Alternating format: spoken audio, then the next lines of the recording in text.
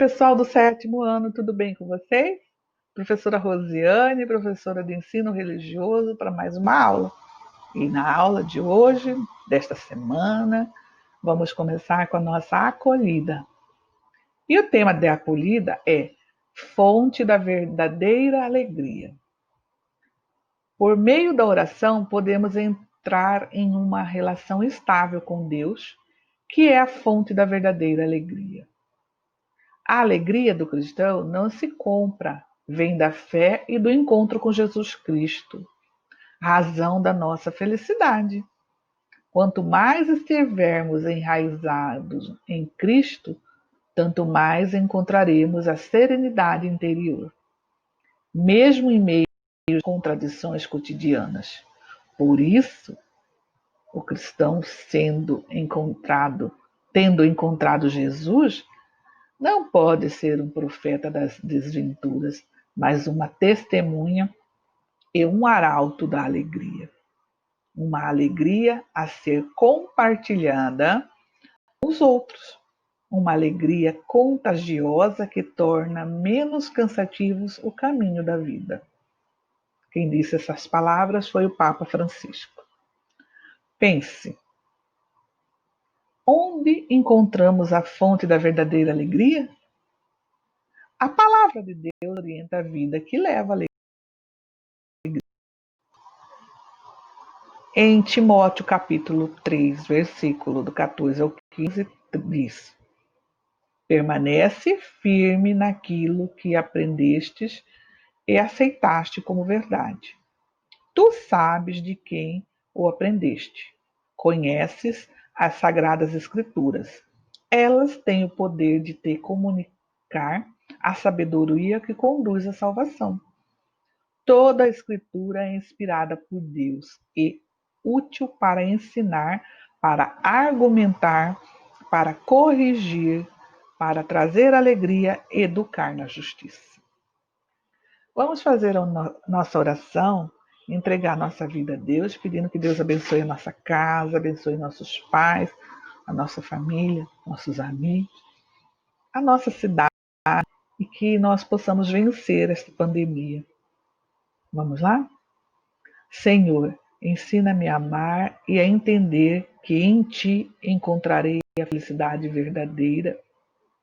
Concede-me, Senhor, o dom da alegria. Cura as feridas do meu coração e faz com que eu confie sempre no Teu amor. Amém.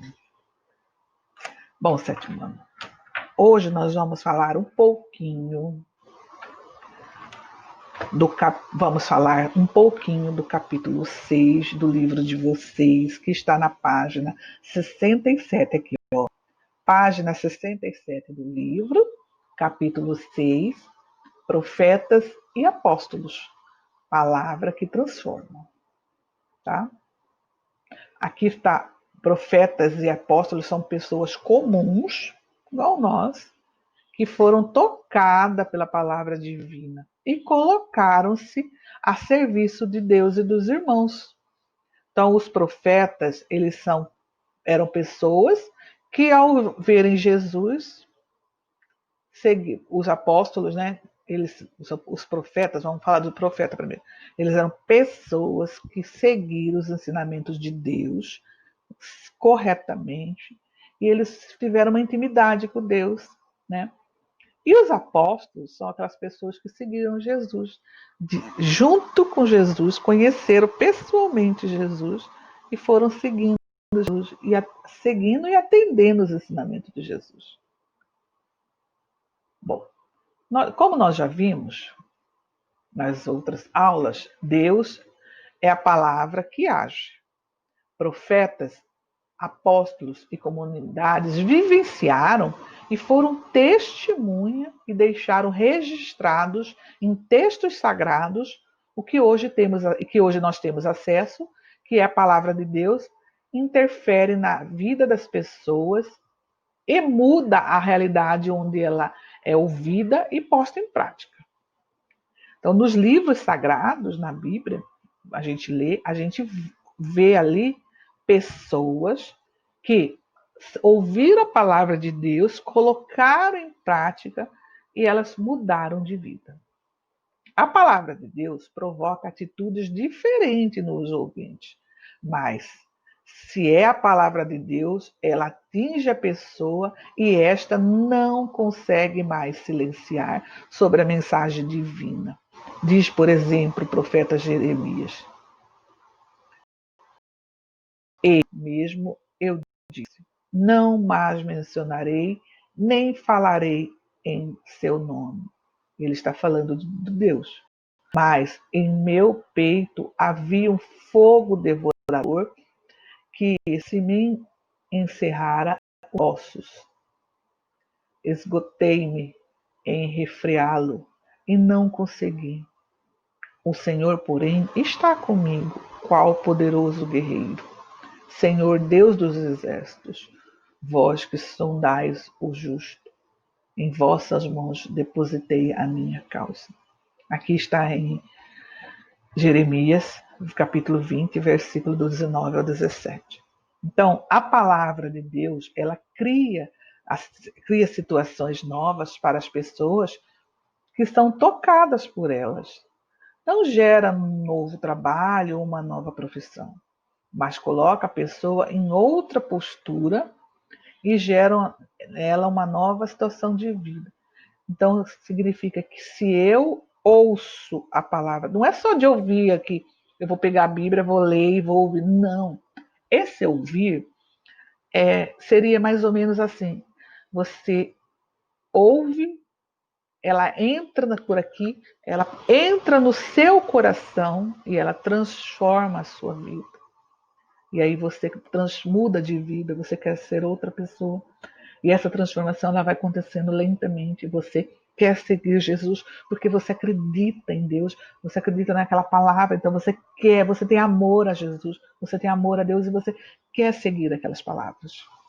Tá? É por isso que os profetas e os apóstolos, que eram pessoas reais, de carne e osso igual nós, eles sentem-se sob um poder irresistível que os força a tomar uma atitude. O profeta Jeremias chega a expressar-se assim: seduziste-me, Senhor, e eu me deixei seduzir. Dominaste-me e obtivestes o triunfo. Jeremias 20, versículo 7. Então, a força da palavra. Então, vamos ler um texto muito interessante com esse tema. A palavra tem uma força descomunal. Contém uma energia sobrenatural. Tanto agride e desconcerta, quanto consola na hora certa. Mal usada, desencaminha e destrói. Bem aplicada, orienta e reconstrói. Precipitada, magoa e ofende. Refletida, defende. Pode muito mais do que se imagina. Deprime, mas acaba com a rotina. Desfaz crenças e desperta fé. Desencaminha e também orienta. Liberta, aprisiona, apacenta. Prolonga engodo, mostra verdade.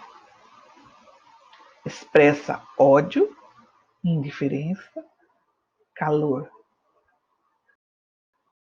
Energia nela contida e podemos modificar a nossa vida de forma clara e consciente de que queremos, podemos e devemos viver em paz e com amor, crendo realizar-se-á pela força que na palavra há. Bom, aqui tem uma imagem muito interessante de uma pessoa gritando com outra, brigando, falando coisas pesadas. Eu lembro que quando eu era criança, na minha família, nós tínhamos o hábito, minha mãe nunca deixou a gente falar palavrão, porque ela falava isso aqui. A palavra tem poder, a força da palavra. Então tem uma palavra que ela falava assim, não fala essa palavra, vai atravessar rio. Eu não falo, até hoje eu não falo. Minha mãe nunca deixou nós falarmos, xingar, falar palavrão dentro da nossa casa. Nem um irmão com o outro, mesmo que a gente brigasse. Nós fomos criados dessa forma, porque ela fala, a minha mãe está viva, até graças a Deus, que a palavra ela tem poder. E aqui no texto está falando isso. Então, quando nós, às vezes, através da palavra, a gente ofende, a gente magoa, mas também a gente acaricia, a gente alegra. Então, vamos passar a usar as palavras sempre para o bem, para ajudar, para acalentar, para fazer as pessoas que nós amamos sorrir, né? Para dar um consolo, nunca para denigrar, para ofender ninguém, nunca para colocar ninguém para baixo. Vamos usar as palavras sempre para elevar a autoestima das pessoas, para fazer as pessoas felizes. Então, a força que a palavra tem, às vezes liberta, né? Às vezes tem hora você está num momento de tanta tristeza e você ouve uma palavra de carinho, de amor. Isso nos fortalece, traz alegria. Então, é isso que o texto mostra, que nós temos que saber o poder da palavra. Então, quando você estiver na tua casa, ai, estou triste. Não, eu não estou triste, eu estou alegre, eu estou bem. E vamos mudar a nossa palavra. Vamos ter o hábito de falar sempre coisa boa, para a gente ouvir, falar no nosso ouvido. Não, não é assim. Ah, eu não consigo. Não, eu consigo. Sabe? Porque a palavra tem força. A palavra tem poder. Bom, essa atividade que vocês vão fazer, ela está na página 68 do livro de vocês, tá? Que força tem as palavras que pronunciamos? Nossas palavras mais agridem ou consolam? A sua, você tem o hábito de mais, quando você fala com alguém, você tem o hábito mais de consolar ou agredir? Em que situações nossas palavras são bem aplicadas? Jogo da palavra. Que palavra tem? Bom, vocês vão fazer o jogo da palavra. Esse aqui nós vamos fazer em sala, porque não dá para fazer. Então vocês vão fazer só a atividade 1. É a atividade do jogo das palavras, nós vamos fazer em sala, quando a gente voltar e retornar às aulas. Ok, pessoal? Vamos continuar.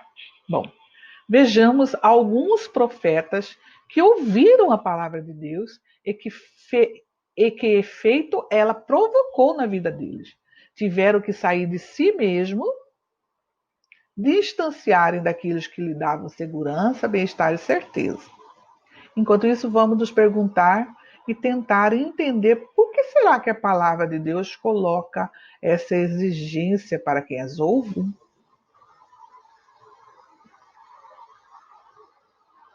O profeta que foi agarrado por Deus. Amós era um pastor que cuidava de ovelhas e cultivava figos. Vivia bem feliz trabalhando naquele trabalho no campo, tá?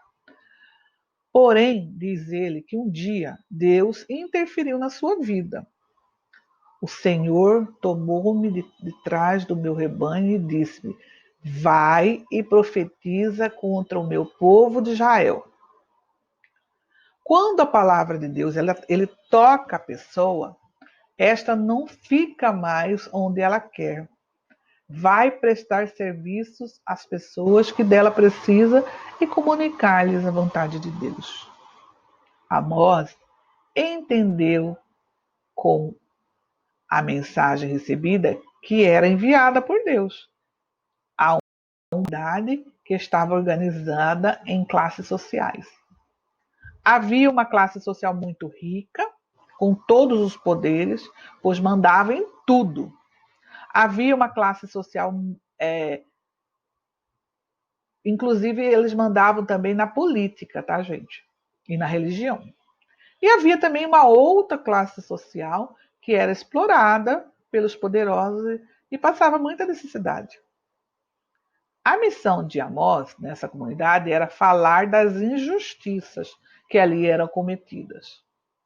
O projeto de Deus era que Amós pregasse a justiça para que se estabelecesse entre eles o direito de todos, principalmente das pessoas oprimidas.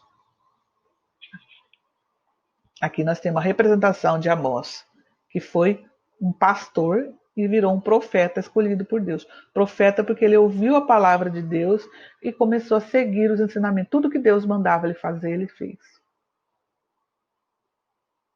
Ou profeta, aqui nós temos outro profeta que ouviu a palavra de Deus, né?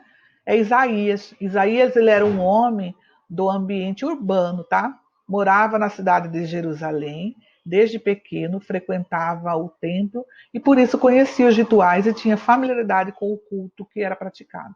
Ele frequentava a igreja, então ele sabia de tudo que os cultos da igreja dele. Uma noite ele estava orando no templo, estava na igreja, quando teve uma visão, diz Isaías. Ouvi então a voz do Senhor que dizia: enviarei eu? E quem irá por nós? Eis-me aqui, disse eu, envia-me. Então, sabemos que visões estão relacionadas a uma profunda vivência religiosa. O interessante é que Isaías entendeu nisso uma convocação de Deus. Essa percepção e sentimento que se instalou nele o tocaram tanto e tão profundamente que se estabeleceu um diálogo entre ele e Deus. É assim que Isaías se deixa tomar e conduzir por Deus. Foi então forte a experiência que ele pede para ser enviado em missão, propõe-se anunciar a justiça, a bondade e a misericórdia de Deus a todos que são oprimidos e marginalizados, carentes dos bens necessários para viver em paz dignamente. Então Isaías estava na igreja rezando e lá ele ouviu a voz de Deus. E ele acolheu a voz de Deus e seguiu o que Deus queria. Tá? Outro profeta que testemunha, ouviu a palavra de Deus foi Oséias. Ele nasceu no Reino do Norte, em Israel, e Deus se dirigiu a ele e pede que ele vá a esta nação que procede mal para com o Senhor. Oséias usa a metáfora do marido traído para que o povo entenda que não está sendo fiel à lei de Deus, que quer justiça e partilha, para que ninguém viva em necessidade. A imagem da mulher que traía o marido no texto de Oséias expressa o povo de Israel, que Deus é ternura e bondade. Mesmo tendo o povo ofendido seus semelhantes e por isso ofenderam também a Deus, ele os perdoa e quer que volte a uma vida de respeito e consideração uns para com os outros. Vemos aqui que a palavra de Deus anuncia na história da humana é sempre para transformar, para tornar melhores as pessoas, para resgatar os marginalizados e fazer que voltem a viver na comunidade sem serem discriminados. É por isso que Oséias foi chamado a dizer que o povo desta cidade corria atrás dos seus amantes e esqueciam de Deus. Por isso o traírem, conduzi-ei ao deserto e falarei ao coração. Essa passagem está em Oséias 2, capítulo 2, versículo do 15 ao 16. A metáfora é quando eu uso uma palavra com sentido diferente do que eu vou usar, tá, gente? Então, a metáfora amante refere-se ao esquecimento das coisas principais da vida. Por isso, Deus diz a Oséias que irá conduzir seu povo para um lugar limpo, puro, sem pecados, o deserto, e falar-lhe ao coração. Então, o povo dessa cidade, eles estavam mais preocupados eles eram tão egoístas que Deus mandou Oséias falar para ele: olha, acorde, vocês estão deixando de seguir Deus, vocês estão deixando de seguir os ensinamentos do Senhor. E aí ele pede para que as pessoas voltem para Deus. Outro profeta de Deus é Jeremias. Ele era de uma aldeia próxima de Jerusalém, tá? Era muito jovem e o lugar onde ele morava era muito tranquilo. Provavelmente não tinha que se preocupar com muitos problemas. Isso fez dele um jovem que pouco se importava com os outros. Por diversas vezes ele sentiu o apelo de Deus e ele não atendia, ele resistiu, tá? Pois não se preocupava muito com a sociedade justa, fraterna e solidária. Ele não preocupava com os outros. No entanto, Deus o escolheu para a missão de profetizar. Ele seria o transmissor da palavra de Deus e não podia temer a isso. A causa principal para resistir ao que Deus lhe pedia nem era tanto a pouca idade, né? Mas o medo de ser mensageiro de Deus, pois logo entendeu que anunciar a vontade de Deus implicaria sofrimento, não seria fácil. Na verdade, nunca se pode esperar que Deus fale simplesmente para dar razão ao transmissor de sua palavra. Deus convoca e pede confiança nele e muita humildade de seu ouvinte, de seu profeta. Foi assim que Jeremias, depois de compreender isso, tornou-se mensageiro da palavra de Deus. Disse Jeremias: quando foram descobertas tuas palavras, devorarei-as, e tuas palavras foram para mim gozo e alegria do meu coração, pois teu nome foi invocado sobre mim. Depois que ele aceitou a palavra de Deus, ser profeta, ele falou isso. Tá? Aqui é a representação de Jeremias. Bom, essa aqui é a atividade para vocês. Outra atividade, ela está na página 71 do livro. Aqui está pedindo para você fazer com o teu colega, mas aqui vocês vão fazer sozinho, tá? Responda no caderno de ensino religioso, na escola de colocar o capítulo e a página. Com outro colega, discuta e escreva no seu caderno de atividade o efeito da palavra de Deus na vida. Qual foi o efeito da palavra de Deus na vida de Amós, Oséias e Jeremias? Acabei de falar para vocês. Vocês vão pesquisar na internet informação sobre a vida e obra de Martin Luther King, João Paulo II, Madre Teresa de Calcutá e o Papa Francisco.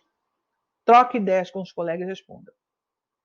Vocês acham que Deus continua falando hoje com a humanidade? Você vai lá e pesquisa quem era Martin Luther King. O que ele fez de bom para o povo? Quem era João Paulo II? O que ele fez de bom? Madre Teresa de Calcutá e Papa Francisco. Aí depois que você lê a biografia deles, você acha que Deus continua falando hoje com a humanidade? Quem seriam os profetas atuais? Essas 4 pessoas aqui podem ser comparadas aos profetas da Bíblia? Em que? Se você acha que sim, em que eles podem ser comparados com o profeta bíblico? E essa outra atividade, aqui, ó, esse aqui é o Martin Luther King, aqui é Irmã Dulce dos Pobres, que recentemente foi canonizada pelo Papa. Ela viveu em Salvador, olha, bem recente, bem atual. Dá uma lida sobre a vida dela. Madre Teresa de Calcutá e o Padre Francisco. Pense e responda individualmente no seu caderno. Por que será que a palavra de Deus é tão exigente com os que são chamados a proclamá-la? Bom, essa é a atividade que eu vou deixar para vocês.